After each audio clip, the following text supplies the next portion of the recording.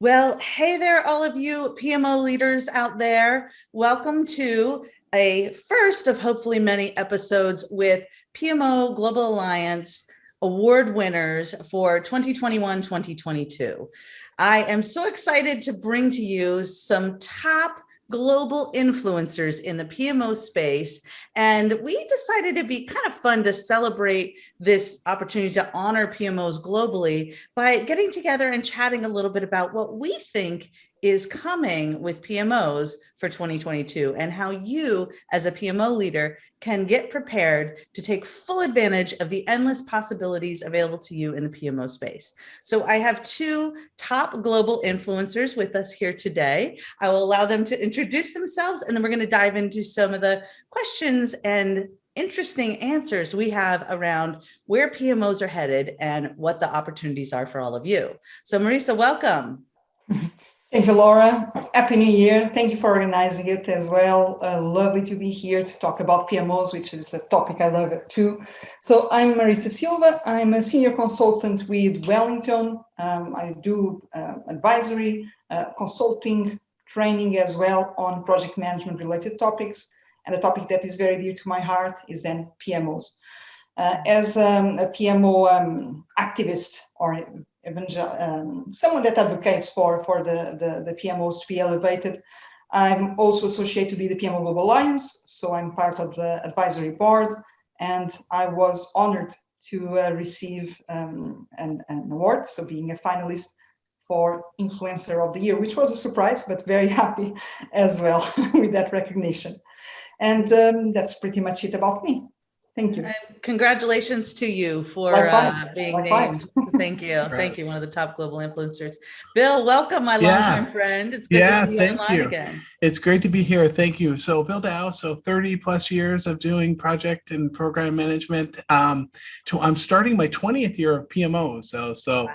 Yeah, so 20 years doing 10, I've done 10 PMOs now across 4 companies. So I'm excited to be here, really sharing the stage with you guys and talking PMOs and talking about where we're going. And it's really nice to be, recognized across the industry for all the work that we've done. So congratulations to both of you as well. Thank you. Congratulations, Bill. Thank you. And it's great to have both of you here. I appreciate you saying yes to one of my crazy ideas, but I figured, as top PMO crazy ideas.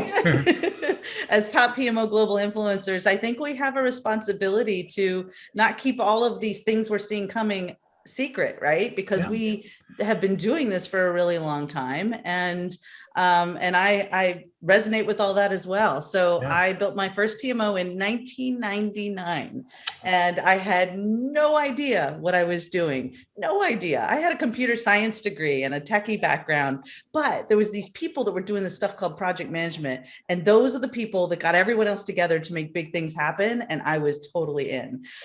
So I built my first PMO in 1999, and then spent 15 years inside organizations building PMOs before starting PMO strategies in 2013. So it's been a little while now. And I have certainly made my share of mistakes. In fact, most of what I teach now is because I kept finding myself saying to other PMO leaders before I started my company, gosh, I really wish I had me when I was you, right? And that's really, I think, what this whole session is all about is, gosh, when we were first starting to do this stuff, we didn't have all the things that people have now. And the scary thing is that because so much information is accessible, there's so much information that's confusing people, right? Like a lot of people are trying to Google their way to a PMO these days. And we are the ones that see the negative effects that can have, because PMO leaders are confused and there's too much information and sending them all different directions. So we thought it'd be a good idea to come together and share with all of you, I call them impact drivers, all of you PMO impact drivers out there that are working really hard. We honor you, we respect you, we get you, we appreciate you, and we want to do everything that we can to help set you up for success. So I think that's really what this was about, is how can we help you, letting you know what we see coming, the trends that are coming, and where the opportunities are for all of you. So thank you all for allowing me to bring us together to go do some good work for the PMO community. So with that said, since we are named top global influencers, we do have a few thoughts to share about where things have been and where they're headed. So if you don't mind, I'd like to just dive into a few questions. That'd be great. Sound good? Okay. Yeah, perfect. So why don't we start with just like the most obvious? Let's just throw it all out there right up front. Where are PMOs headed? And this is kind of a two-part, really. So you could kind of answer one at a time or really just take the whole thing. Where are they headed? And really, where have they been and what's changing, right? So whoever, Marisa, how about you go first and share your thoughts there? Yes, I was just actually discussing with Bill just before we started about how everything is becoming hybrid nowadays, not just hybrid for the PMOs, but hybrid for work in general. And I think that's a trend that is going to continue to be much more emphasized as well, given that nowadays we are not just talking about doing face-to-face training or face-to-face consulting versus remote, but also about supporting hybrid methodologies, hybrid approaches to how we are delivering projects.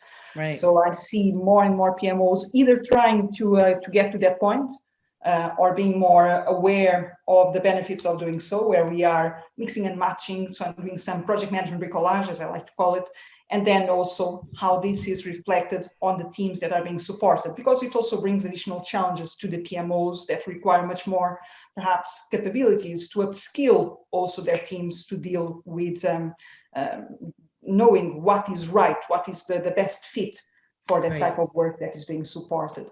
So I would say that's one that is probably obvious, but nevertheless is one that I think we should all be paying attention to.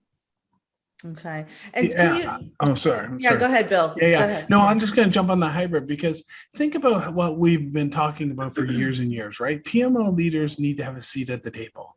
Right. They need to be, right now, that seat is a hybrid seat. That's a remote seat, right? Yeah. And so, I mean, I've been running my PMO here in this last one for 2 years or so, whatever we've been through the COVID, remotely. And so we have said, hey, and so PMOs, I'd answer it because they need to be ingrained into business functions, all those things we've been saying forever, right? Like it's got to be, you've got to be, as PMO leaders, got to be as important as a finance leader, as an HR leader, right? Just one of those same things. But now with the hybrid approach, it's like, wow, you really have to earn that seat at the table in a remote environment. And that's a completely different skill set. And it will be tough. If we were starting a new job and we were starting to run a new PMO, doing it remotely in that hybrid world is just a whole new level of challenge that a lot of us have not done for years and years and years. On one hand, right? But the other hand is we've had Y2K and we all went to remote with Y2K. Right. And so we were all deep in Y2K. So this isn't that new. What COVID did was blow it up. Yeah. But the Y2K, we were still a seat at the table, right? So it is an interesting dynamic that's going on right now. That's really, I love that we started here, right? Because, and the words you're using, Bill, I'm always telling PMO leaders, you must earn your seat at the table. And years ago, when I first started speaking on stages, and I was terrified, it was like in 2010 or something. And I remember that a PMO leader stood up in the audience when we were doing a panel and said, well, why don't they get what we do? And, we belong at the table, and this is what we're, we are the ones that, and it was just all this like me. And this was, again, like somewhere around 2010. I was like, nope. And that's when I was no longer, nervous about being up on that stage and was like, hold on a second. Yeah. There is no, they should get us. There is no, that we should just have our seat at the table. To your point, Bill, it's something that you must earn. Yeah. And there are absolutely, and I'd love to dig into that a little when we get further along, there are absolutely things you can do to earn your seat at the table. 100%. And I think that there are incredible opportunities, right, for PMO leaders to earn that seat at the table, but it is not just given to us. And it is, and it's not until we stop being so inwardly outputs focused. And once we shift our mindset to become more outcomes focused, our head up and out, we start thinking and acting like the other business leaders in the organization. That's when we can take our seat at the table, because we've earned it, because we are having different conversations. If you want your business leaders to take you seriously, then stop project speaking at them and start business speaking with them, right? Like, I think there's just a huge opportunity for us there. So I'm glad you touched on that, because I think that's part of what I see as the trend that, I mean, in all honesty, we've been talking about for years, right? Like this pivot from project, administrator to business leader. There's a huge jump that has to happen in all of that. And I don't think a lot of PMO leaders have realized that opportunity yet. And that's why we're doing this, right? Like we want to help them go on that journey. Yeah, 100%. And it does add a new nuance because it's remote, right? And there's a little bit of that. So that just adds another twist to it. Right. Well, and that's the thing is if you weren't really good at influencing your business leaders in person, it's going to be a lot harder when they don't have to take your Zoom call, right? You can't just go knock on their door or hover outside their office or follow them from meeting to meeting. It's a lot harder for those that haven't made that transition to the business speak, right? For you to do it. And I think that's a real it's a real call to action to PMO leaders that haven't yet made that pivot to be more business minded, business focused. That's where they're either going to thrive or not be in the role anymore, right? Yep, definitely. Yeah. So talk about that a little bit more, if you guys wouldn't mind, because I think we've got a bunch of things to talk about here, but I think this is a big one, right? Like this is really big. It's hybrids exacerbating, right? Or remote work especially is exacerbating a problem that was already there. So how do we help? So what do we do? What do PMO leaders need to do to get a seat at the table? Like, it's like we make it sound so easy, but it's probably not that easy. So you have to, oh, sorry, Marisa, go. Sorry. No, please. Okay. So, I mean, you do have to deliver, right? There is that component of delivering. So, when you think about running X amount of projects, and there is that component that you have a handle on your organization, you have a handle on the projects, and they can turn to you, and you're either providing dashboards or you're providing status or you're providing something. So they are going to look at you still as, I need to know what's going on from a project perspective. So you've got to earn a little bit of that delivery credit, right? You gotta get things done. To getting things done. But you also have to earn that credit of strategy. Understanding where the business is going. I have recently helped drive a lot of strategy within our organization. It was like, great, and we're right at the seat of the table across all the leaders driving where the strategy is going for the 3-year and the 5-year. So when you get a little bit of that credit and a little bit of that strategy conversations going on with your leadership, you do earn that seat, right? And so it's just part of it, but it does a lot of times come down to, are you delivering as well? Right. And so they are going to look from that, right? We can say, be business and be strategy and stuff, but a lot of the leaders, the C levels or the VP levels or whatever the case may be, still look at you as you need to deliver. So there's a balance there. Yes, and I think that just following from what Bill is saying, when it comes to delivery, it's important that we deliver not what we assume is important, but what we ask the business, what matters to them. Because as Laura was saying, it's not about us. I have the great ideas and therefore I'm going to implement the PMO. We should implement PMOs based on the needs of the business. The business is the master. So it needs to allow us to, or we need to work with them to identify what are those drivers, and from there, then deliver according to their expectations.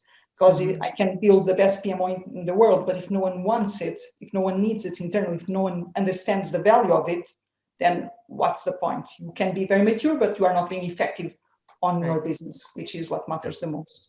Right. Well, and it's interesting you say that, because the best in whose eyes, right? So here's part of the challenge, I think, that has definitely been shifting. And I think COVID just helped that shift jump significantly. And that is in the eyes of whom, right? Because PMO leaders, many of them, they build their templates, their tools, their process, they perfected everything in the project lifecycle, and nobody cares. Right. And so the challenge is that we've got to go back to the fundamentals of WIFM, the what's in it for me. Right. And we must, as PMO leaders, this is what I teach my students all the time. You must give them what they want, before you can give them what they need. Right? We have less and less and less time to get that seat at the table, earn credibility, show results, get things done, like Bill's saying, right? We have so much less time than we used to. You can't just take a year to just go off and behind the curtain and build a bunch of stuff and then come out and say, poof, here's your PMO. It's a much more iterative approach to value delivery that, dare I say, is more of an agile mindset in value delivery, in that the PMO has to be constantly engaging with the business leaders and answering the mail, like answering the questions they ask, giving them what they know that they want. The problem is a lot of times, and I made this mistake early on in my career, I built a few PMOs, and then over time, I would say, okay, now that I'm going into this next organization, I already know what you need. I don't need to ask. I already know, right? Like I already know what you want.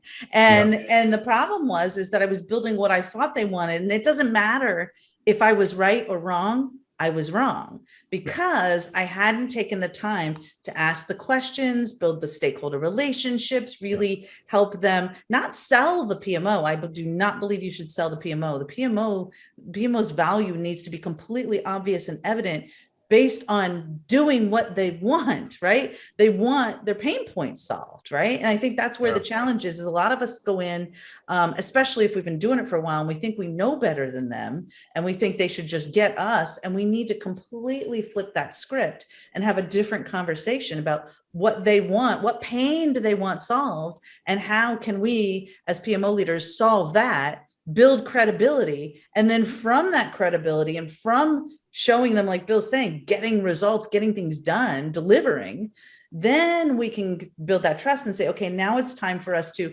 address one of these other underlying challenges you really had that we couldn't even get to yet because we had to go stop the bleeding, right? Yeah. Let me just not counter, but I think you do have to sell. I've done 10 PMOs. I think you have to sell, right? I am constantly selling. I am constantly putting new dashboards out, new processes out, you have to, because you always have to pick, like you have to deliver. I totally get that. You have to have a seat at the table. But when they're looking at cuts, and they're looking at, hey, what are we going to do? And how do we move this thing forward? There's got to be the value that you're bringing. And so maybe it's not selling per se, but you got to have your elevator speech. You've got to see, this is what we're doing. We're running 90 extra projects. We're doing this. We're doing this. I mean, there's a component of that. And when you don't constantly kind of get out there in front of people, they're like, I've ran 10 for a reason because 9 other ones shut down. Right. So that's the thing. Right. And so I think there is a component of selling, but what do you think, Marisa?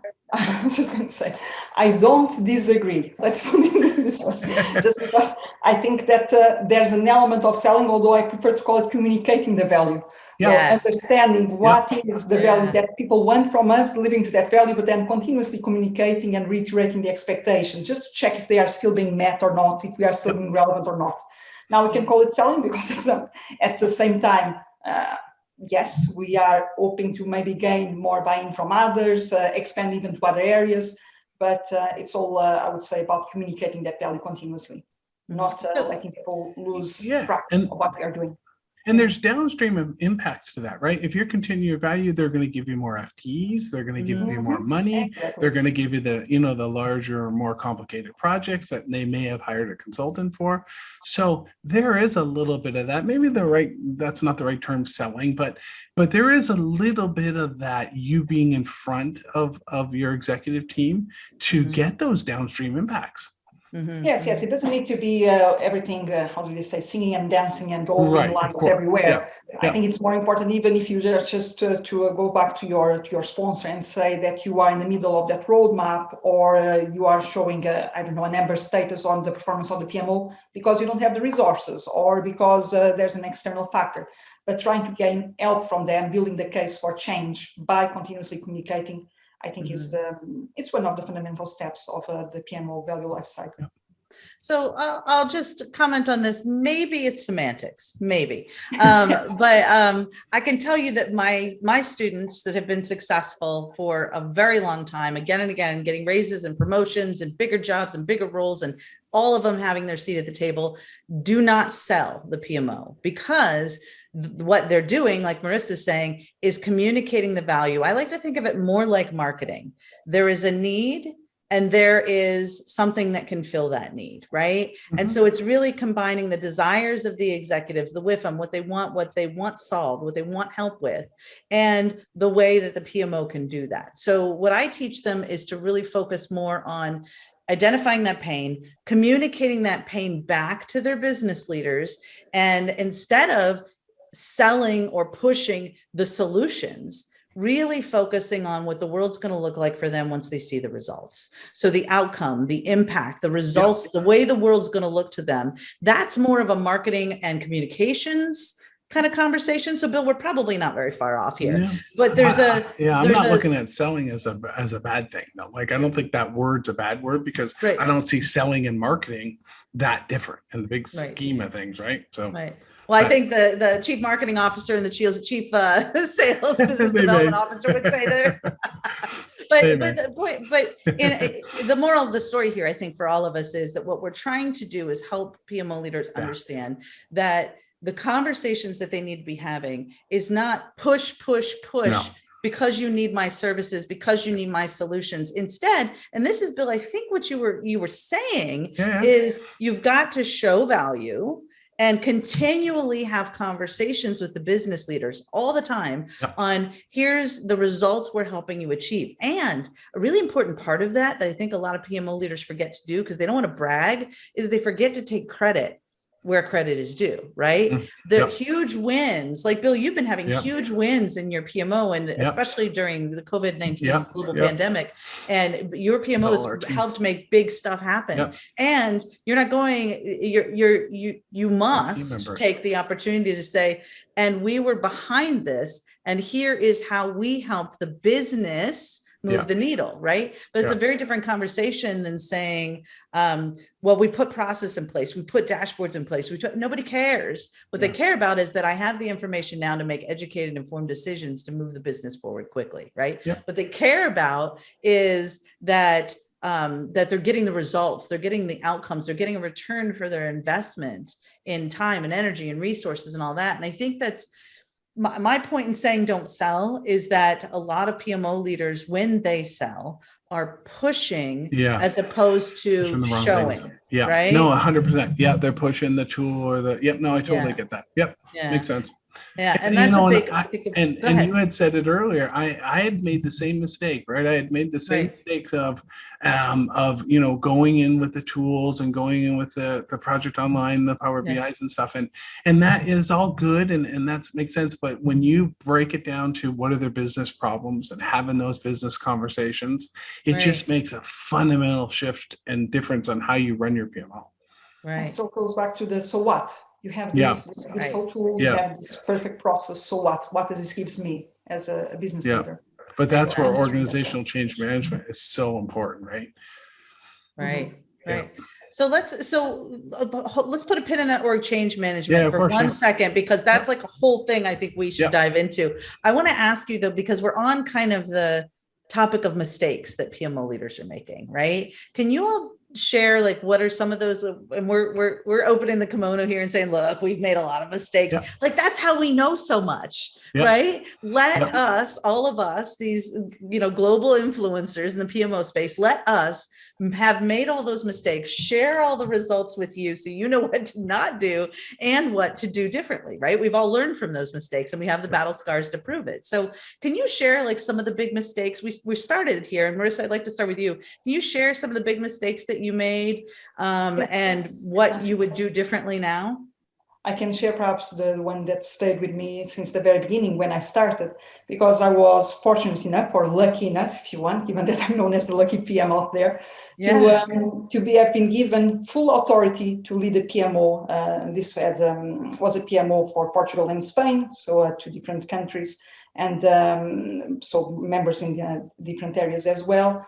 And I was given full authority to manage that one. I reported directly to the senior management team.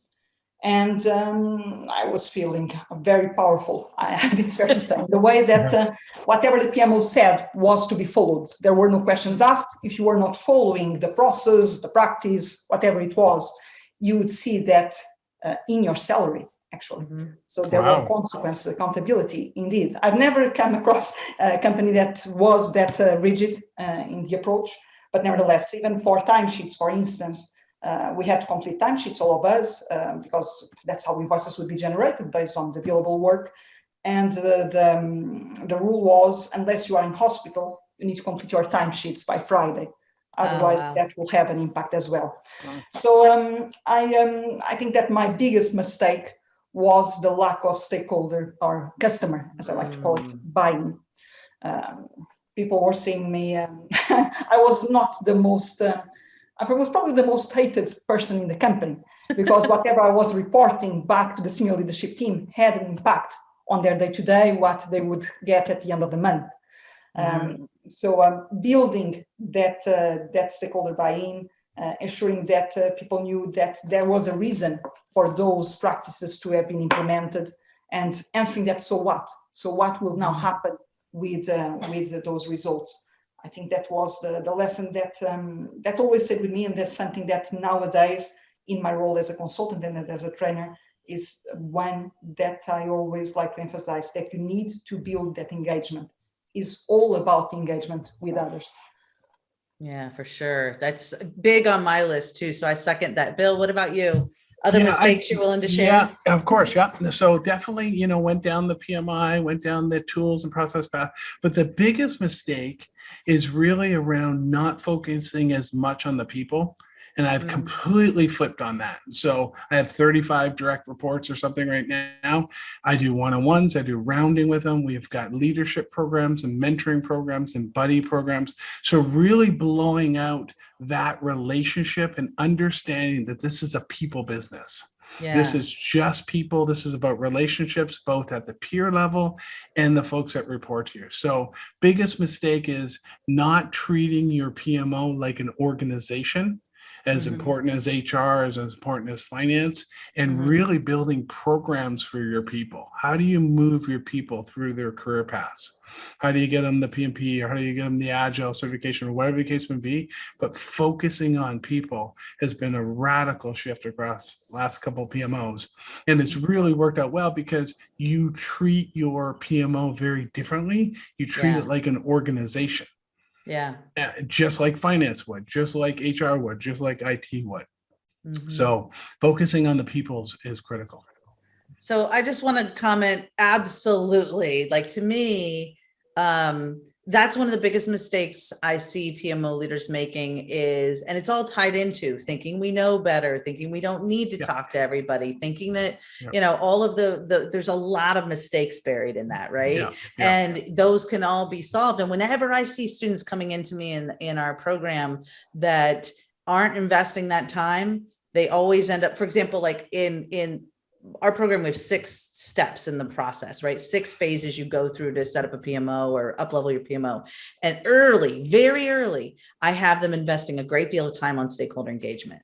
And then what happens is if people try and rush through that, and I'm like, you need to slow down. You got to make sure you're doing all these steps in the process. They eventually come back and like, you were right. I don't know why I didn't listen to you. Now I'm having this problem, this problem, and this problem. And I'm like, each one of those problems, stakeholders not engaging, not inviting them to the meetings, not having the right conversations with them, not letting them have a seat at the table, not giving them support they need for all the services and capabilities they want to build out, like uphill battle again and again and again. It's like, because you did not do that foundational work to build those stakeholder relationships. So I think that's number one. I agree with you. And the second part of that is the second component of people. It's your team is also stakeholders, right? They're also stakeholders in this process. They need to be developed. They need to be pulled in. They need to have a clear with them as to why they're engaging in all this. So I couldn't agree more.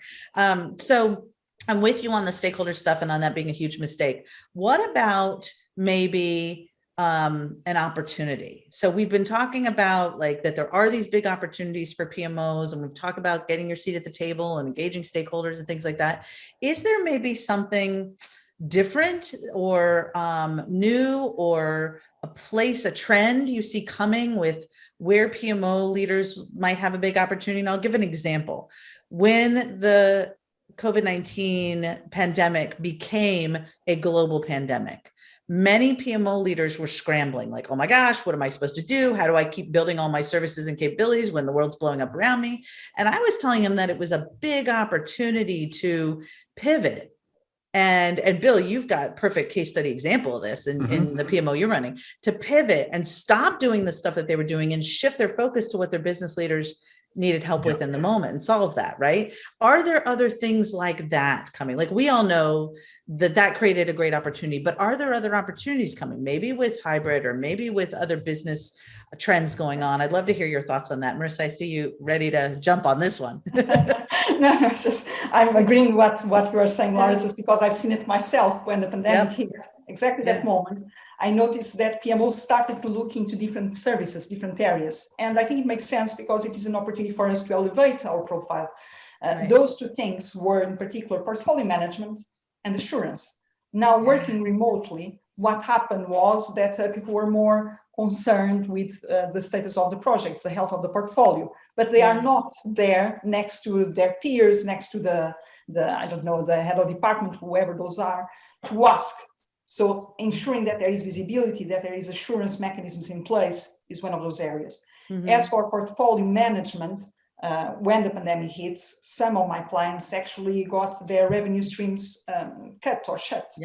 And they had to pretty much go back to their old portfolio and see where can they squeeze some budget. Where are the resources being utilized? Are they being utilized efficiently or not? So I think that was a perfect moment for people to stop paying lip service to how to do proper portfolio management.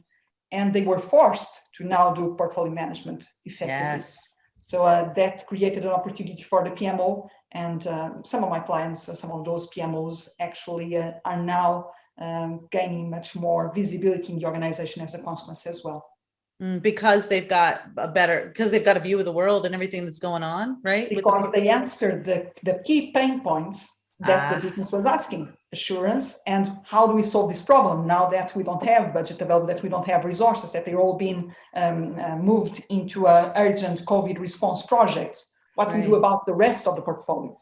So they had to immediately support that need, that pain point. And as we were saying before, that's what PMOs are expected to do. So now that they were doing that, they gain some more visibility as well internally, some more credibility, and they are seen as a service provider, as a partner of the business. That's good. That's good. Bill, what do you think? Well, yeah, so governance, right? We've had to really buckle down on governance and making sure we're doing the right projects for the business and they're scored and appropriately. But what COVID has done and where we're at now is resource management has been a huge thing that we've had to buckle down. So when Marisa was talking about timesheets, we actually do timesheets. We have 5 years worth of timesheets across 700 or something people in the org. But what are they doing? And so now all of a sudden that they're working from home and working remotely, it's all of a sudden we need to have a little bit more of what are they doing? What are they working on? And so we've really started to buckle down on timesheets, time tracking, allocation, resource allocation, because when they could see them at their desks and didn't know what they were working on, and they can't see them at their desk, all of a sudden now there's this new view of resource management. So I think that's an opportunity as well. I think we should really understand load balancing, especially, people are working longer.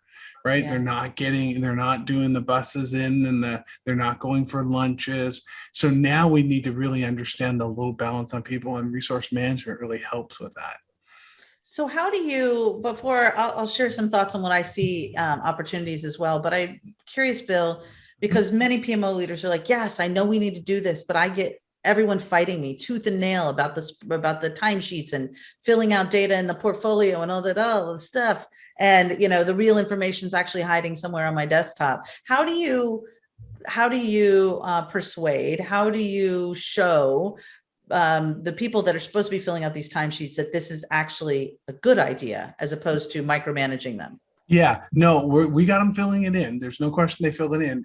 But Right. where they put their time is the issue, right? Ah, So they'll put them on ops plans, or they'll put them under special project or whatever, right? So it's around garbage in, garbage out.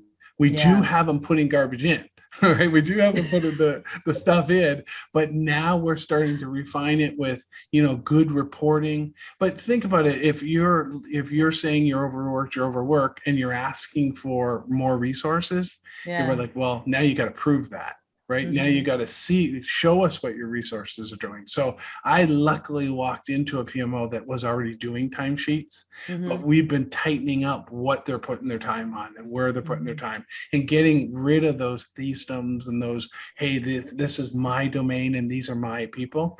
They're really Right. not. They're the people of the organization, and we need to know what they're working on. But Right. Right. COVID and this remote work has really kind of exposed that a lot, Yeah. because people are working longer, Yeah. and we need to highlight a little bit better what they're doing.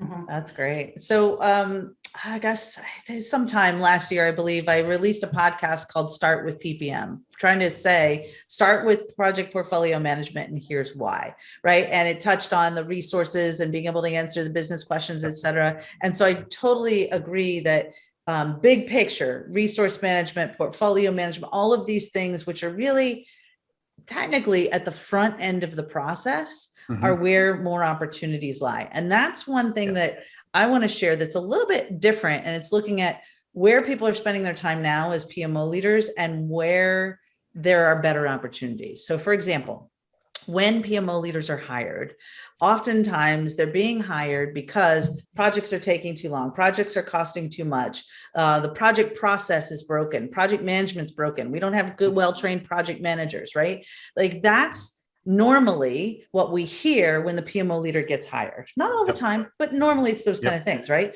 So what does the PMO leader do? They jump in trying to fix the project management. They jump in trying to fix by adding more templates, more tools, more process, fixing process, even if they're doing it well, streamlining the process, Yep. getting project managers trained. And what's interesting is in many cases, that doesn't actually make things happen better.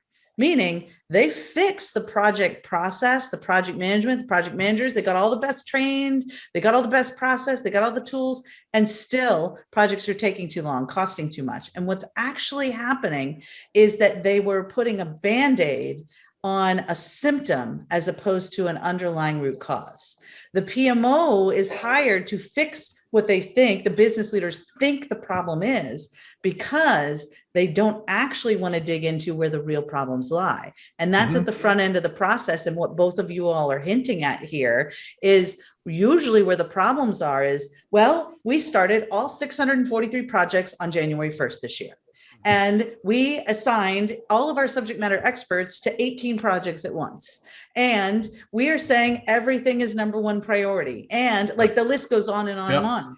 We Yep. have a broken front end of our process. And I think that's what a lot of PMO leaders are missing as an opportunity. They think, well, I was hired to fix project management, I'm going to go fix that. And then things don't drastically improve. They lose credibility. The business leaders are unhappy. Results aren't changing. Outcomes aren't getting better. Return on investment doesn't get better. And it's because they were actually focused on the thing that maybe could have used 10 to 20% improvement, where what really is the big problem is the business leaders themselves that have bad habits, and they don't have the information they need to make educated, informed decisions, or they have that information and then they are still blindly, because they don't know any better, assigning so many resources to so many projects that it's a disaster on the front end, right? Yeah. Prioritization is not happening, good project selection isn't happening. So you've got a bunch of pet projects that have no business being done.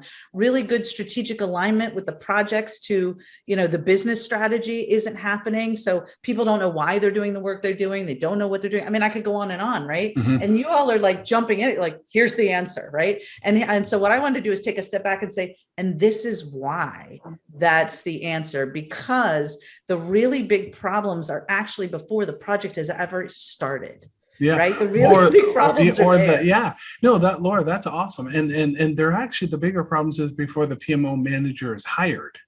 Right. That's right. Right. So, but look at the catch-22 that the PMO manager is in. Right. He or she has come in because they said, solve this problem, solve this problem. So Right. of course, their first thing they're going to go to is solving the problem of what they were hired for. Right. Then they have to make this pivot to, oh, no, now I need a seat at the table. Now I need a seat at the table. Well, if you haven't solved that problem very well, it's going to be much harder to get that seat at the table. So the problem is, even before they even get through the door, they're already behind. Right. So, but once you do this a little bit more and you've gone through this a little bit more, you can go, hold on, I get that that's a big problem, but you've got front end problems, exactly what you were just calling out. Right. But that takes time and experience, and that's not something you can do overnight, right? That's something that you grow as you get more experience in the field to be able to have that conversation. Right, because you don't even know that that's what it is. But here's where I'm thinking. So here's a slight shift on that, is that I still think it needs to be the first thing you do, because you will lose credibility if you're fixing the wrong things, as opposed to getting them to the root cause. So here's a mistake business leaders make, is they try to tell you the solution when they have no idea what the solution is. They don't know project 100%. Management. They don't know the PMO. And frankly, they're probably the problem, right? Yep. So instead, we need to coach PMO leaders to help them ask different questions. Instead of, what do you want me to solve? Or what should the PMO do? They don't know, actually, because they're not PMO leaders. They don't know what we're supposed to do. But what they do know, and what they are experts in, is their pain.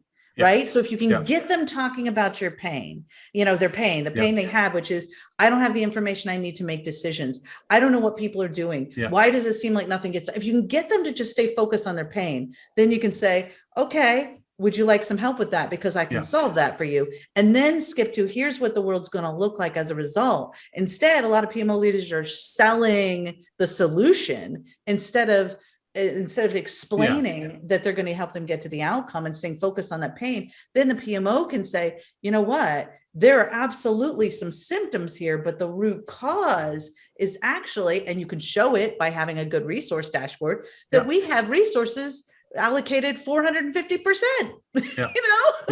Oh no, there's definitely a tool aside to it down the line, but you wouldn't start with that. No, definitely don't start with the tool. But I mean, honestly, you can do, it's painful, but you can do a lot of this stuff in spreadsheets early.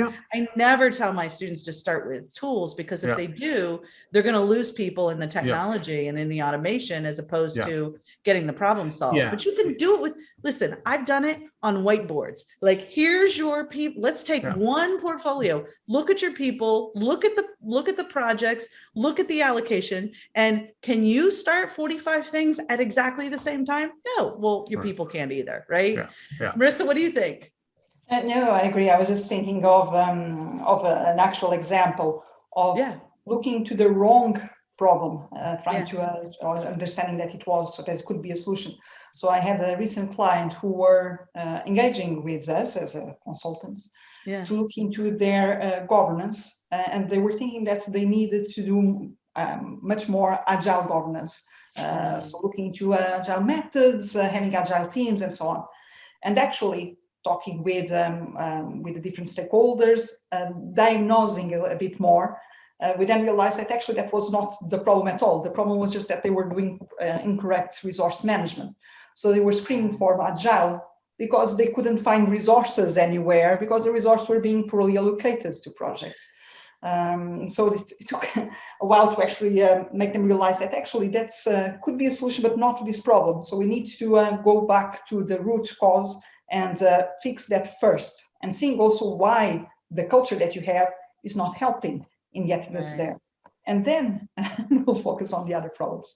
But a real example of what you were saying there, Laura. That's perfect. I love how you said that may be a solution, but not to this problem. That's a really good, all of you listening. Well, as a consultant, I need to keep my options open. What else can be the factors that are driving that situation. But it's very rare for, at least in my experience, for a problem to just have a single cause. There's one that is more predominant, but usually there are other factors around it that lead to that result. So let's tackle one problem at a time, but focusing on that one that is causing the pain right now. Right. The underlying root cause of the problem. And I like how you said consultant. And I want to touch on that for a minute, because all the PMO leaders listening, you might be thinking, yeah, but I'm not a consultant. But I would argue that Bill is probably just as much a consultant as the two of us are, because that is your job, is to be a consultant to the business, right, Bill?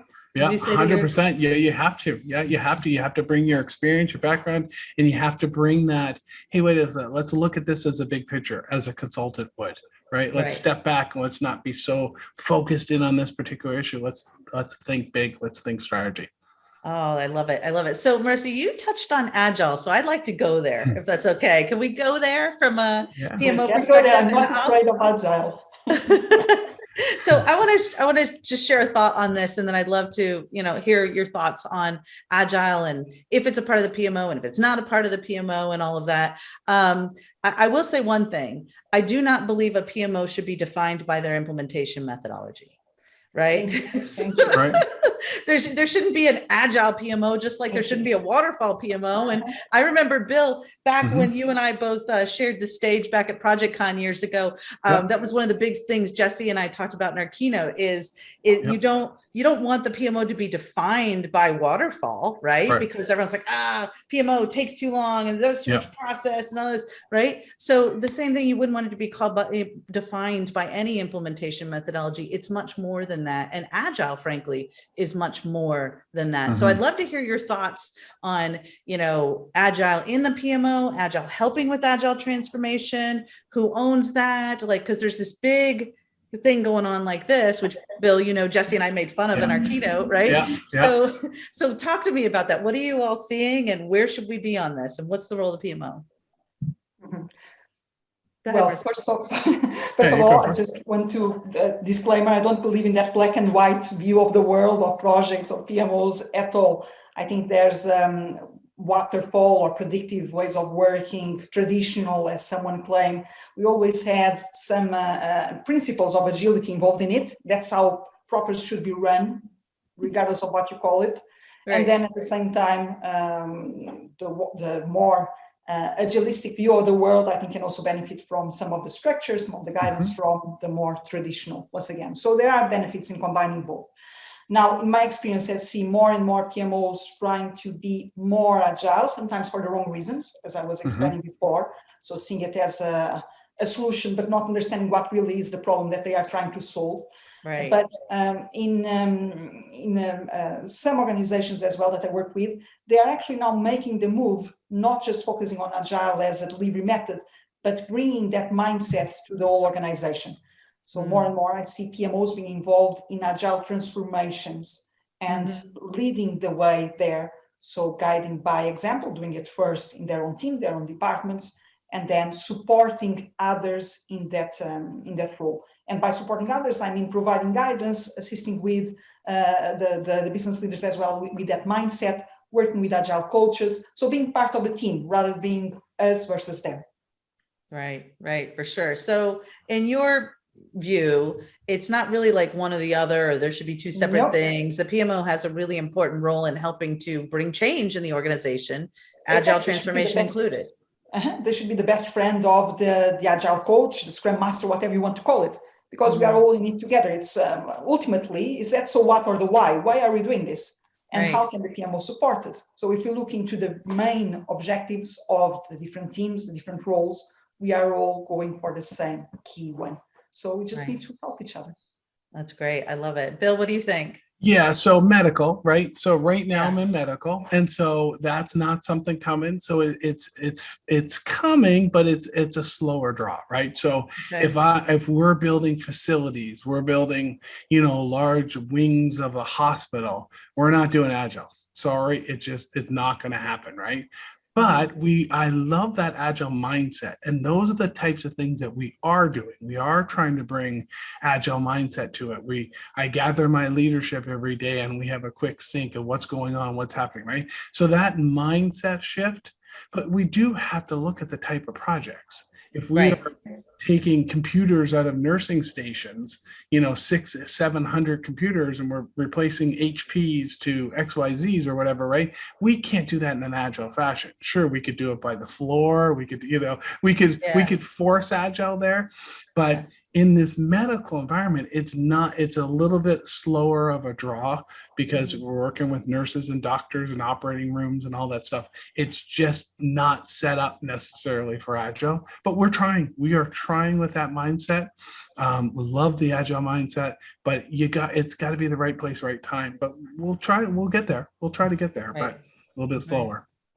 So the Agile Manifesto, for those of you watching that have not read it, just go Google it. It's pretty straightforward. And what it speaks to is we favor this over that, right? And so as an example, collaboration is at the forefront of the conversation in the Agile Manifesto and in the Agile mindset, right? And so I'm with Marisa that, listen, in the 90s, when I first started doing project management, we were using Agile techniques and Agile approaches, and definitely an Agile mindset to everything we were implementing. Because the big takeaway for me, and there's a lot of different components to this, but one of the big takeaway is, I like to say, iterate your way to awesome, right? Or iterate your way to the goodness, to the impact. And also engagement with stakeholders, which we talked about, is so critically important, right? So constant engagement, communication, keeping everyone a part of the process, not waiting until you're finished in order to have input and feedback. We're doing some rebranding work and website stuff for our business.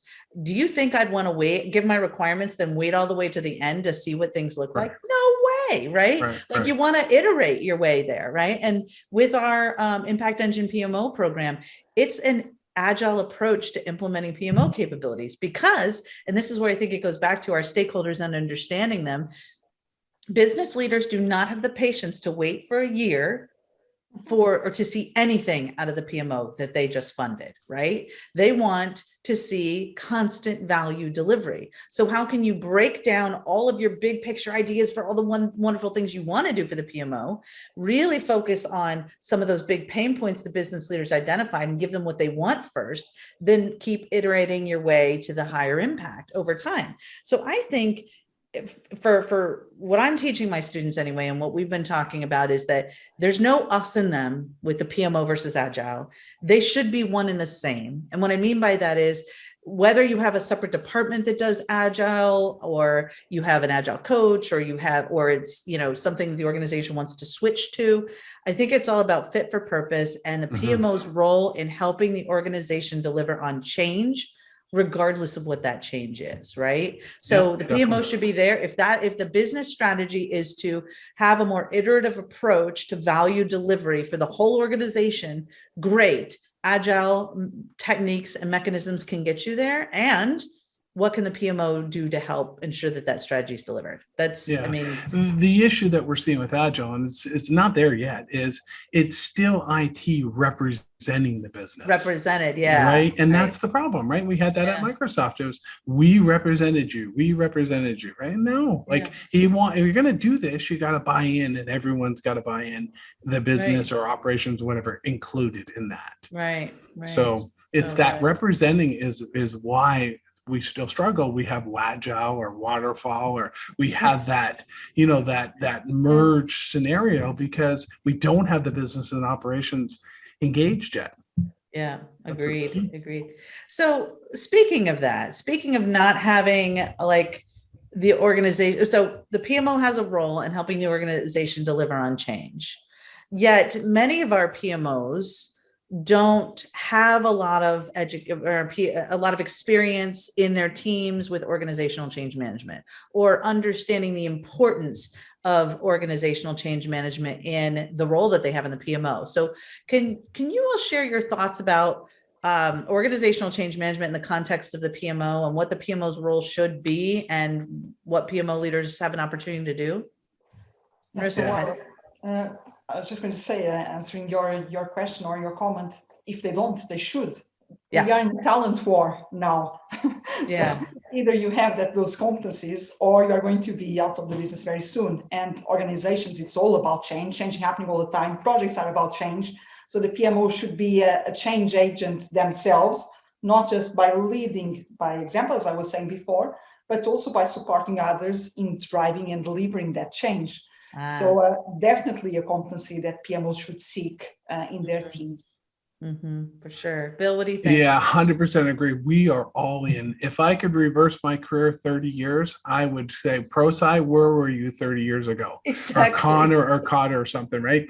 Because we're all in. We're actually getting one of our managers, ProSci, trained to train the trainer. We're every project manager is going through ProSci training. We're incorporating it into our methodology. We love it. We love it because it's all around adoption rates.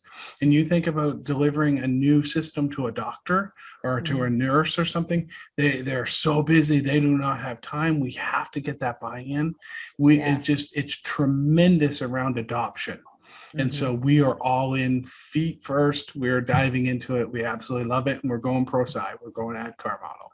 That's great. And it's this kind of brings us back to where we started with all of this, because you'll see that we're really weaving organizational change management through everything we've talked about here today. Because if you look at ProSci, and I'm ProSci certified as well, I did that years ago, actually, before I started PMO strategies, when I was running a PMO, that was when we all got trained. And what PMO leaders must understand, I think, on all of this is that if you look at something like the AdCar approach, it's all about stakeholder engagement.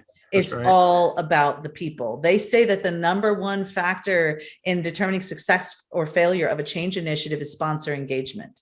Right. And we in the old school project management space say that, well, it's communication. If we don't have communication, well, who are we talking to? Our stakeholders, right? So it's all the same. If we don't have strong relationships with our stakeholders, if we don't have a good education and understanding of how to bring people with you through the change process and do change with them instead of to them, right? Like if people run in the other direction when they see your PMO coming, it's because PMO leaders, you're not bringing them with you through the change process, and you're shoving change at them instead of doing it with them and making it about what they want. All the things we talked about here today really come down to how are you effectively, and Bill's training his whole team so that they can be effective in bringing people with you through that process. So I think it's interesting that we're landing on that question, because that's really threaded through every single thing we've been talking about here today. Is it's all about doing the right things by the business, bringing people through change, and making a real impact.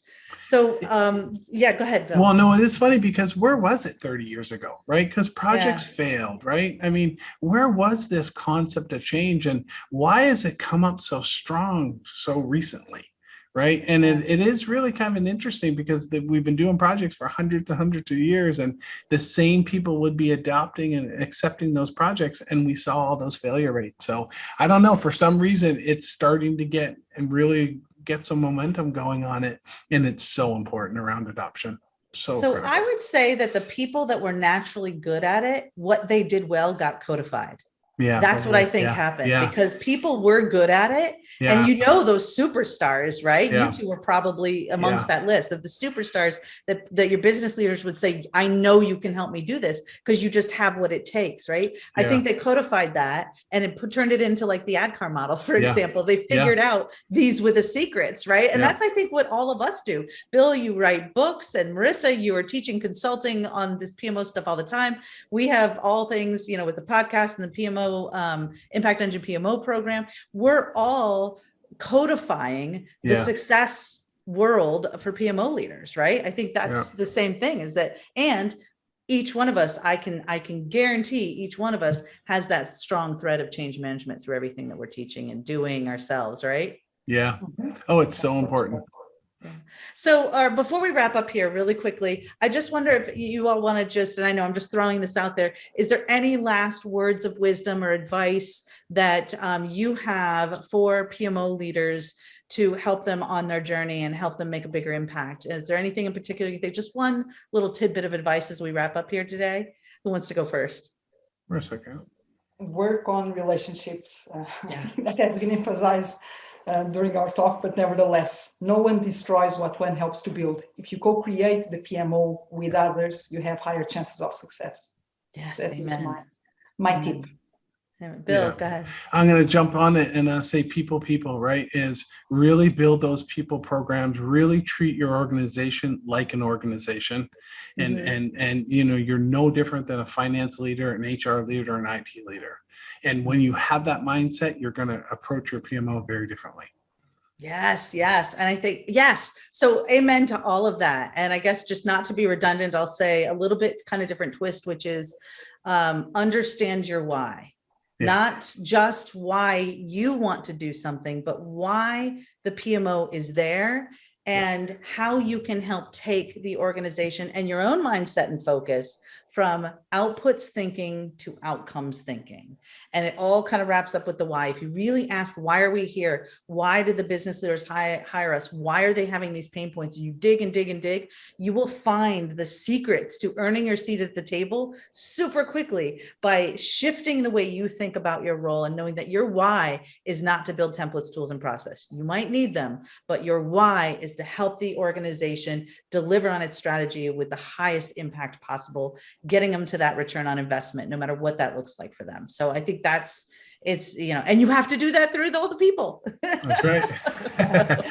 Well, so thank you so much. I am so honored to be able to share the virtual stage with two of the top global PMO influencers in the world. Thank you so much. Congratulations again, and more to come soon. Great. Thanks again. Thank you. Thank you. Bye-bye for now.